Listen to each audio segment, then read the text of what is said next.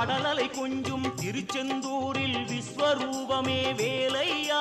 பழமுதி சோலை அறுபடை வீடும் புண்ணிய தரிசனம் முருகையா